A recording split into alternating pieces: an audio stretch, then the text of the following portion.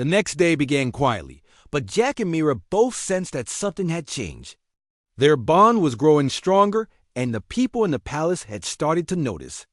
Jack saw more friendly faces when he walked through the halls, and even the palace staff began greeting Myra with warmer smiles.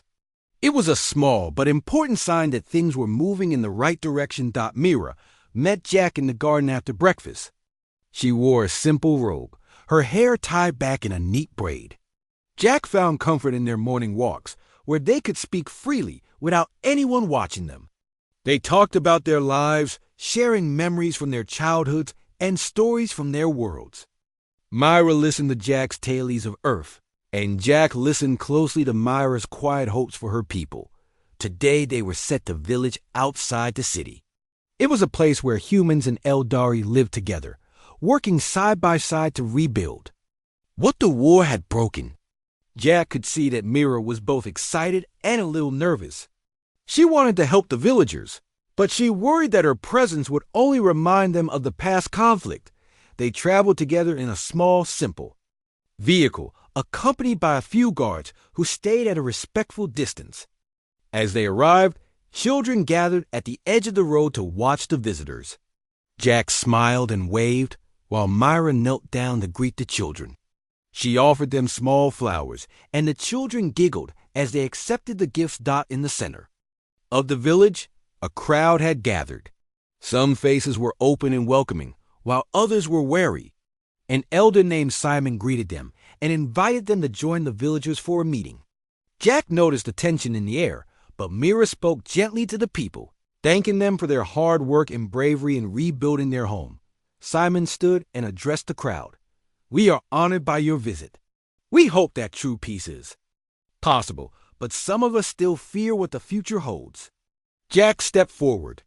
"I know there is fear and pain from the war, but I believe we can build something better together. Myra and I want to listen to you, learn from you, and help where we can." The villagers shared their concerns.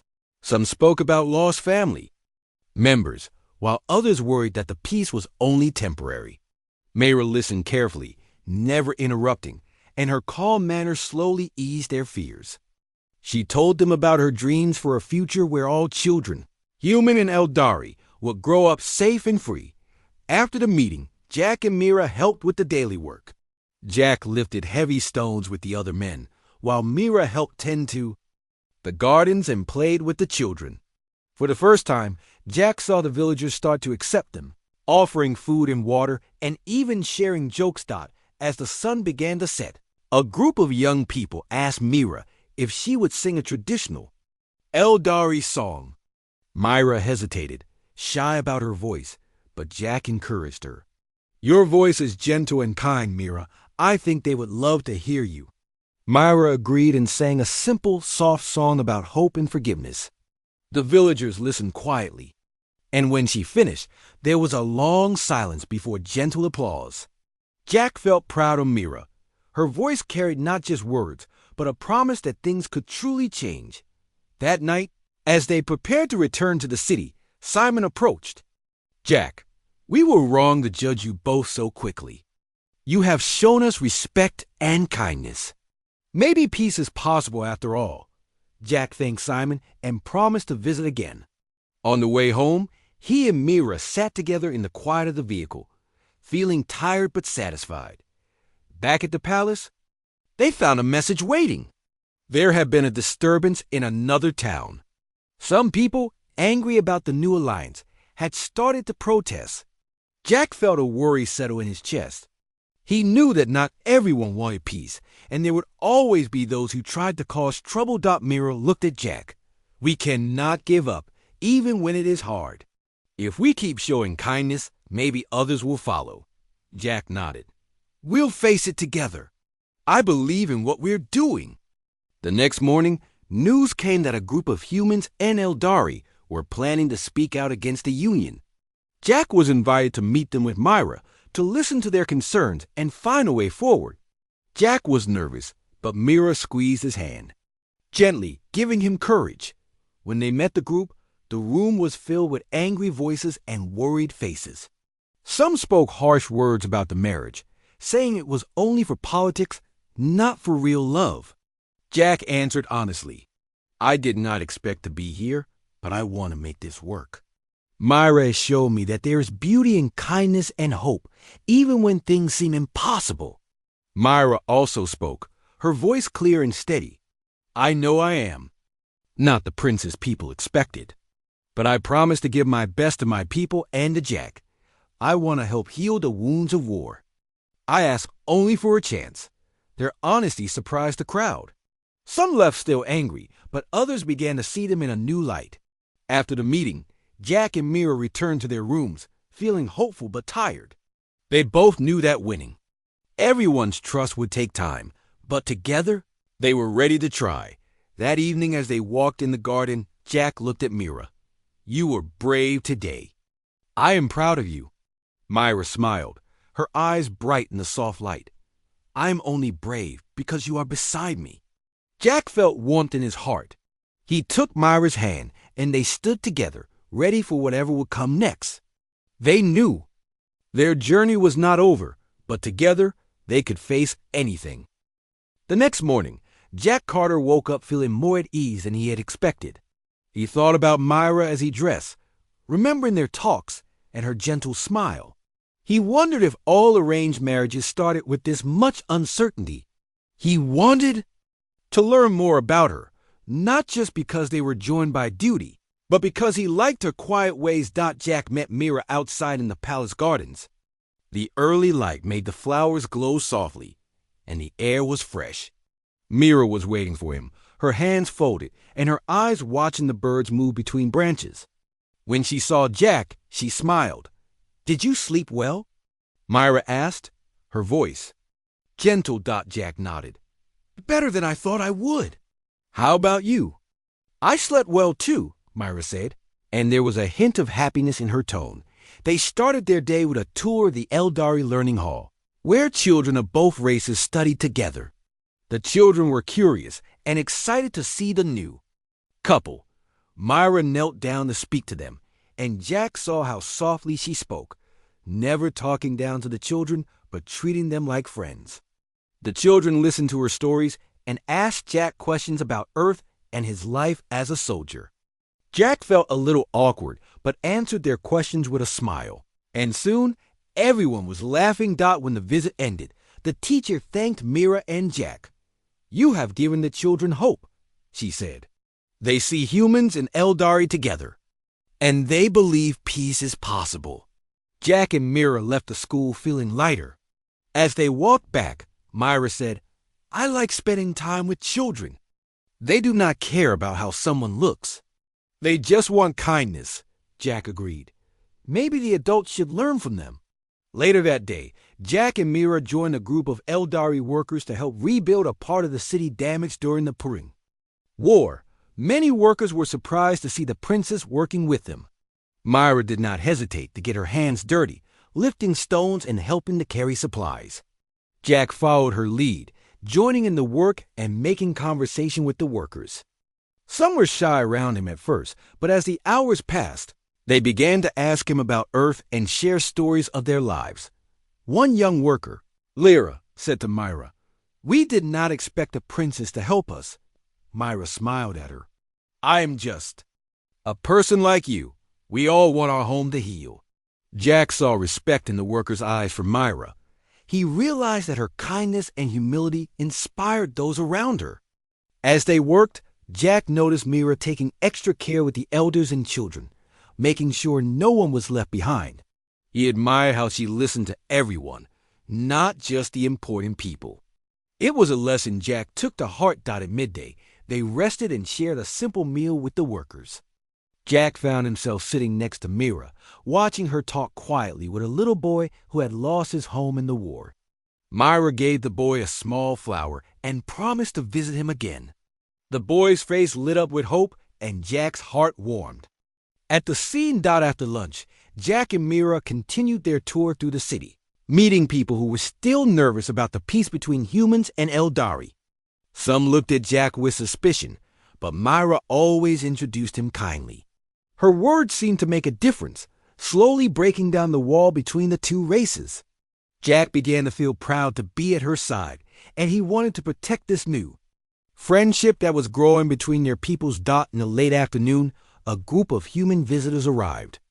Jack greeted them, happy to see familiar faces, but he noticed that some humans were not sure what to think about his relationship with Mira. One man, Peter, spoke quietly to Jack when Mira was not listening. "Are you really going to go through with this, Jack? She's not what people expect for a princess," Peter whispered. Jack thought about his answer. "Myra is brave and kind. She cares about people more than anyone I've ever met. I think that matters more than anything else."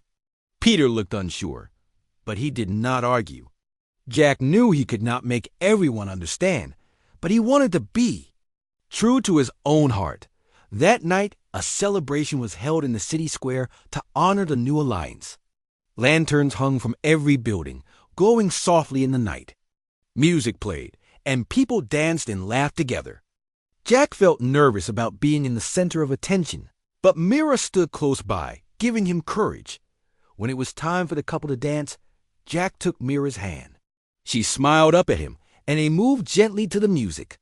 The crowd watched, some with hope, others with doubt, but Jack focused on Mira. For the first time, he felt a sense of belonging, as if maybe he had found a place he could call home. After the dance, Jack and Mira walked quietly through the lantern-lit streets. They talked about the day, sharing thoughts and hopes for the future. "I never thought I would feel this way," Jack admitted, "but you make me see things differently. I want to try my best for you, for your people, and for mine."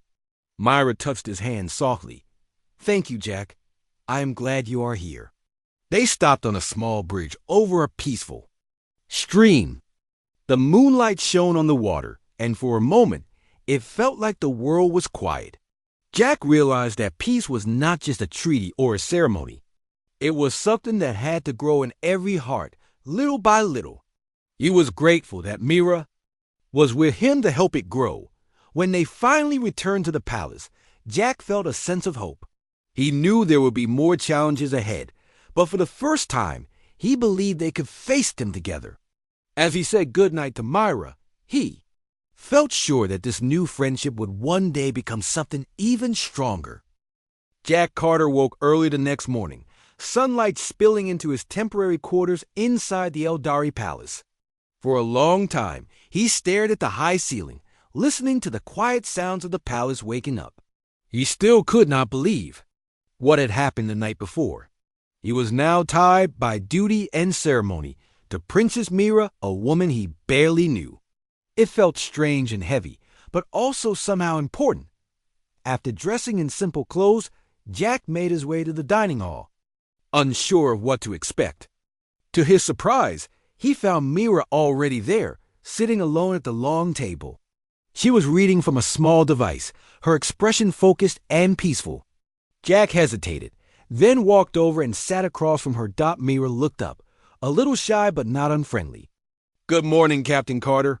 Jack tried to smile. "Good morning, Princess. You're up early," Myra nodded. "I like quiet mornings. It helps me think." She paused, then added, "You can call me Myra. I think we should try to be friends, at least." Jack felt some of his tension slip away. "All right, Myra. You can call me Jack." A gentle silence settled between them. Jack noticed a simple breakfast laid out fruit, soft bread, and a pale drink he did not recognize. Myra ate quietly, and Jack followed her example. He realized how different the Eldari food was, but he did not want to seem rude. After breakfast, Mira asked, "Would you like to walk in the gardens? I can show you some of our flowers." "They're different from what you have on Earth," Jack agreed. They left the hall and stepped into a wide, sunlit garden filled with strange and beautiful plants. Some had petals that glowed softly, while others shifted color in the light. Myra moved carefully among them, gently touching leaves and explaining each plant. Jack listened, growing more comfortable as he realized how much Mira cared about simple things. He saw a side of her that others might not see, a person who found happiness in small things, who respected life in every form. When a small bird like Creature landed on her hand. Myra smiled and whispered a word in her language. The creature chirped, then flew away, leaving Jack quietly amazed as they walked. Mira spoke about her people. Many Eldari care too much about appearances, she sighed quietly. They want beauty, bright lights, and perfect faces. I am not like that. My mother used to say true worth is in kindness. Jack nodded. My mother said something like that too. She always told me to look beyond the surface. Their walk ended near a small pond where they sat together on a stone bench. For a moment, neither spoke. The air was calm, filled only with the sounds of water and distant voices from the palace. Do you miss Earth? Myra asked softly, Jack thought. About his home, his family, and the friends he lost in the war. Sometimes, he admitted, but I know I have a duty here now. I want to do what's right, even if it's hard. Myra looked at him kindly. Thank you for being honest. I know this is not easy for you. Jack watched her, seeing not just the plainness others saw, but a quiet strength. I want to get to know you, Myra, not just because of duty. I want to try. Myra's eyes shone with gratitude. I would like that, Jack. Later that day, Jack was called to meet the Eldari Council. The council was made up of elders, each one curious about this human who was now linked to their princess. Jack felt nervous as he entered the chamber, but he remembered Myra's calmness and tried to stay strong. One elder asked, Do you truly accept this union, Captain Carter? Jack answered honestly, Yes, I accept it. I want to make it work for both our peoples. Another elder leaned forward. You must protect our princess, even when others do not see her value. Jack looked straight at Myra, who had been allowed to watch the meeting. I will always respect and protect her. The elders seemed satisfied. Jack felt a weight lift from his shoulders as he left the room. He saw Myra waiting for him and gave her a nod of reassurance. In the afternoon, they toured the city together as a sign of the new alliance. Crowds gathered, some cheering, others watching in silence. Jack noticed that some Eldari whispered about Myra's appearance, but he also saw respect in a few eyes, maybe because of his presence at her side. Mira told Jack about her life, her dreams, and her fears. She admitted she was often lonely, even in the busy palace. Jack shared stories of his childhood, making her laugh for the first time since they met. He was surprised by how easy it felt to talk to her now.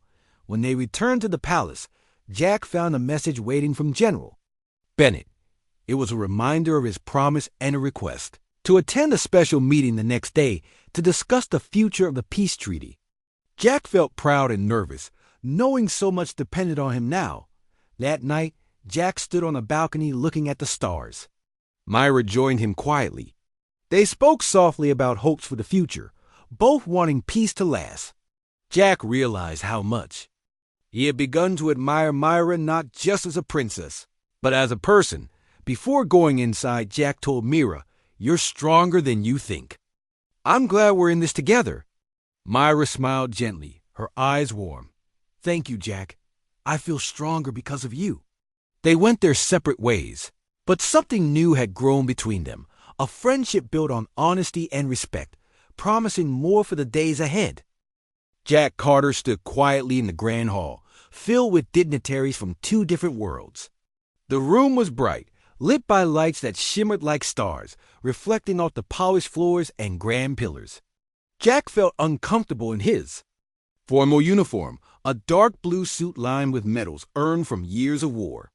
Despite his achievements, he preferred the simple life of a soldier rather than this grandeur. The war between humans and the Eldari had lasted for nearly a decade. It had been brutal, causing pain and loss for both sides. Many brave soldiers had fallen, and Jack had seen too much suffering. He longed for peace, but had never imagined he would play such an important role in achieving it. The peace treaty was delicate, and trust between the two races remained fragile. Both sides had decided that a marriage between a human and an Eldari would symbolize unity and strength. Jack had been surprised when they chose him. He was brave and respected, Yet, he was not a politician or a diplomat, just a soldier who wanted to protect others. Across the room, the Eldari stood tall and graceful. Their skin had a soft bluish tone, and their eyes shimmered with a subtle glow. They moved with elegance, their long robes flowing gently as they walked. Jack had fought these beings, feared and respected them, but he had never imagined becoming family with one. His eyes moved slowly to the Eldari princess, Mira. She stood quietly beside her father, King Alden, looking down at the floor. Mira was considered plain among the Eldari, lacking the glowing beauty typical of her people. Her appearance was simple, her robes modest and unadorned. Unlike others, her skin did not glow brightly, and her hair was a soft, pale silver that fell simply down her back. She appeared timid, her delicate hands nervously clasped together. Jack wondered how Mira felt about all of this. She seemed as uncomfortable as he was. Neither of them had asked for this marriage, yet here they were, destined to join their lives for the sake of peace. "Captain Carter," a familiar voice called. Jack turned to see his commanding officer, General Laura Bennett, approaching. She was calm and confident, a leader he greatly admired. "General," Jack greeted her with a respectful nod. Laura smiled slightly. "I know this isn't easy, Jack, but we all believe you are the best person for this. You are brave and honorable, qualities the Eldari deeply respect." Jack sighed softly. "I'm just not sure if I'm ready to marry someone I've never even spoken." "Two, General." Laura placed a comforting hand on his shoulder. "Give her a chance, Jack. From what I've heard, Princess Mira is kind and intelligent. Maybe you'll find something special in her that others overlook." Before Jack could reply, the ceremony began. King Alden stepped forward, his voice strong yet gentle. "Today we take a step toward peace. The marriage between Princess Mira and Captain Jack Carter symbolizes the union of two races. May their bond be a foundation for understanding and friendship." Jack took a deep breath and moved forward to meet Mira in the center of the room. As he approached, Mira slowly lifted her eyes to meet his gaze. Jack saw kindness in her eyes, a deep sincerity that made him pause. For a brief moment, he forgot about the crowd watching them. "Princess," Jack said softly, bowing slightly to show respect. Mira gave a gentle nod, her voice soft and quiet. "Captain Carter?" Jack offered his arm, and Mira hesitantly placed her hand upon it. They stood side by side, symbolizing unity as cheers echoed through the hall. Cameras flashed, capturing the moment. But Jack and Mira felt distant from the excitement around them. After the ceremony, they had a chance to speak privately for the first time. Jack guided Mira to a quieter area, away from curious eyes. "I'm sorry if this is difficult for you," Jack said sincerely. "I know neither of us chose this." Mira looked down for a moment, then back at Jack. "It is my duty. My father believes in this union. I trust his judgment."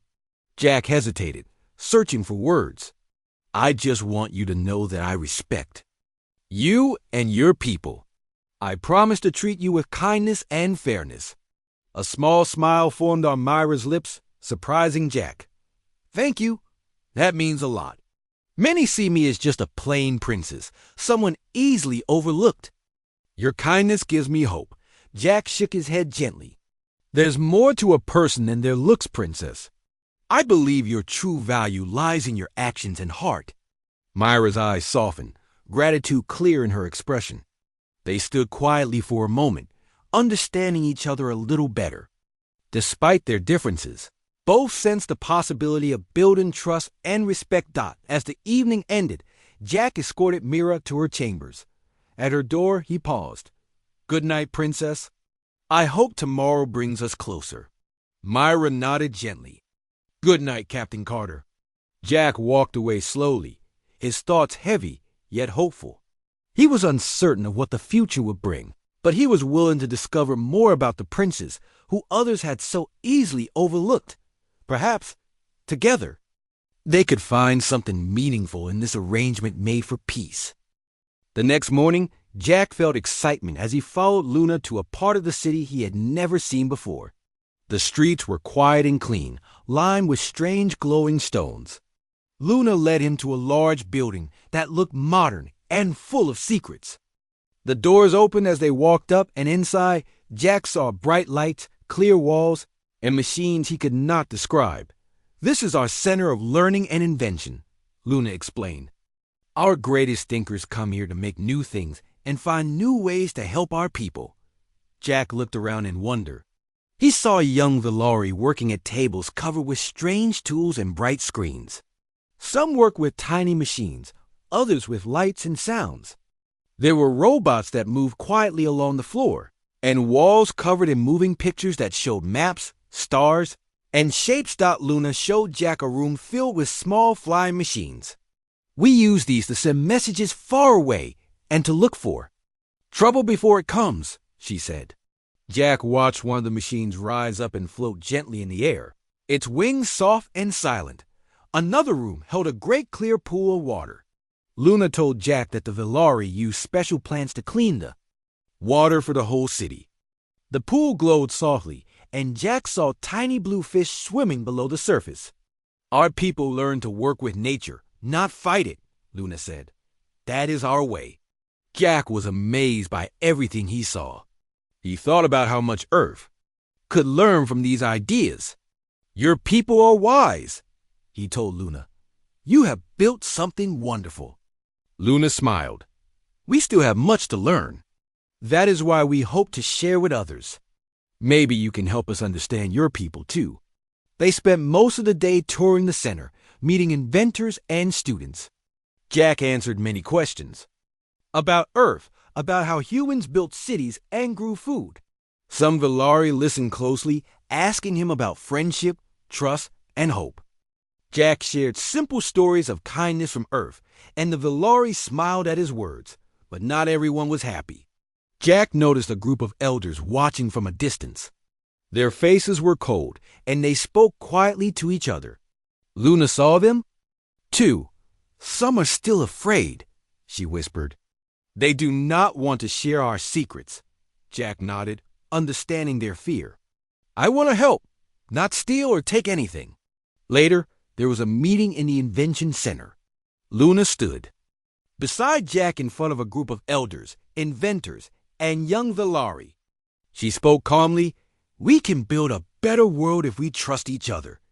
Jack is here to learn, not to harm. We must decide if we are ready to share our knowledge and learn from him too." Some elders argued that it was too risky. They said, "Humans might use the knowledge for war." Luna answered, "We can choose to be brave or let our fears stop us. I believe Jack will help us, not hurt us." Jack spoke too, his voice steady. "I promise to share what I know and respect what you choose. I hope we can become friends and help each other." The meeting was long and sometimes tense. The young Valari and some inventors supported Luna and Jack. The elders stayed silent, thinking deeply. After the meeting, Jack walked with Luna in the gardens outside the center. The sky was soft purple, and lights floated above the path. Luna looked tired but hopeful. "We have started something important, Jack. Change takes time. You are helping more than you know." Jack smiled, grateful for Luna's words. "I am happy to be here with you." The next days were busy. Jack spent time helping in the gardens, learning to use the Valari tools, and teaching children about Earth. He learned a little of their language, and the children laughed when he made mistakes. Luna often joined him, guiding him gently. One day, there was trouble in the city. A machine in the water center stopped working, and the water grew dirty. People grew worried. Jack rushed to help, using what he learned about machines on Earth. He worked beside Luna and the Valari inventors, finding the problem and fixing it. The water soon became clear again. The people cheered and thanked Jack. That night, there was a small celebration. People brought food and music to the gardens. The elders watched, seeing how Jack worked hard and showed kindness. Some of them nodded in respect. After the celebration, Luna and Jack walked alone under the stars. Luna spoke softly. "The city is changing. My people are learning to trust. You are helping us see a new future. Jack felt proud, but also careful. There is still fear, Luna. Some do not want me here.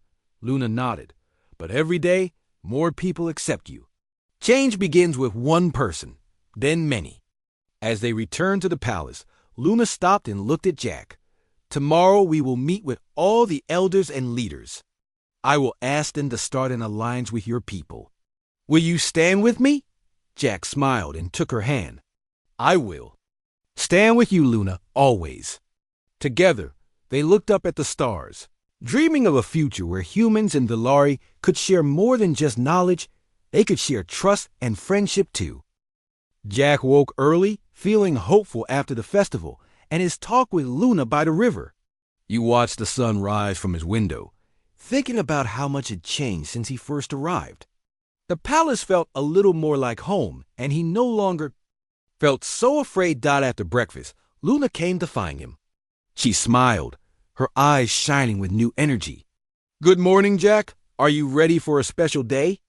Jack nodded, his curiosity growing. Where are we going? Luna led him to the great library, a beautiful building with tall glass windows and smooth stone walls. Inside, shelves reached high up to the ceiling, filled with old books and glowing stones. The air was quiet and smelled of paper and fresh flowers. A gentle light filled the room, making everything look peaceful. An old librarian welcomed him, bowing to Luna and giving Jack a careful but polite nod. Welcome, princess, welcome. Jack, please look around. Luna took Jack to a special section with books about the history of her people. She explained how the Velari had lived in peace for many years.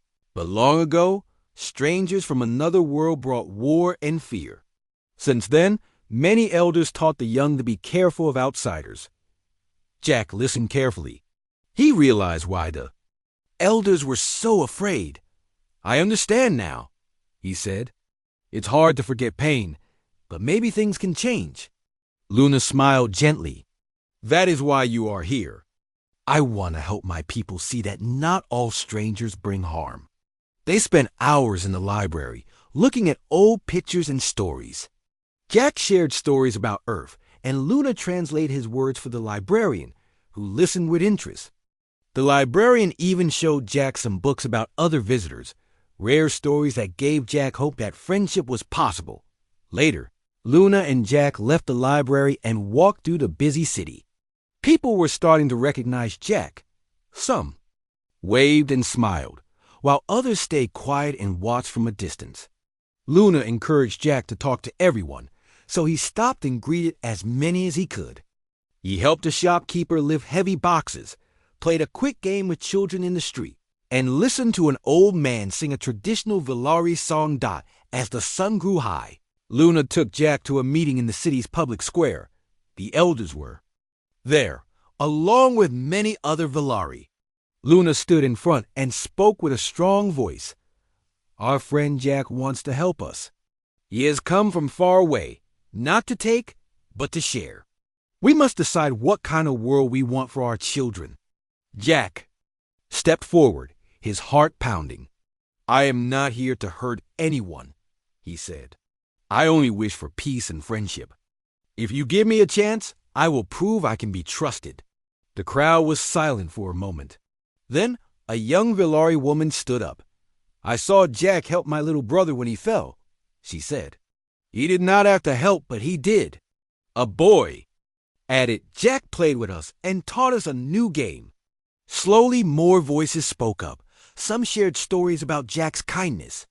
The elders listened carefully. Jack felt hope rising in his chest, but not everyone agreed. One elder stood, his voice hard. How can we be sure this human is not tricking us? We must protect our people. Luna answered, we cannot live in fear forever. If we never trust anyone, we will never grow.